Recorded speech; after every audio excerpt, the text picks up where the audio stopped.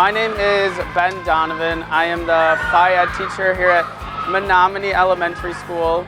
We are starting roller skating, and I think roller skating is a pretty important unit to teach these kids because there's a lot of lifelong lessons here between balancing, learning how to be independent with all they do. Even though we have a short month to do it, they do develop a lot with getting everything on by themselves. A lot of demonstration goes into it prior to the unit, but once we kind of get into it, and each day they come in and put their skates and helmets on, they get better and better each day.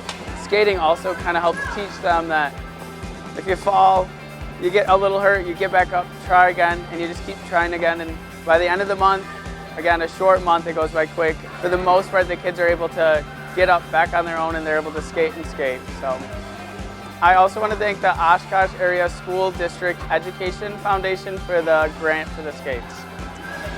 What I really like about roller skating is that everybody's at a different level, but people are always helping the people who need more help, and then people are improving their skills here.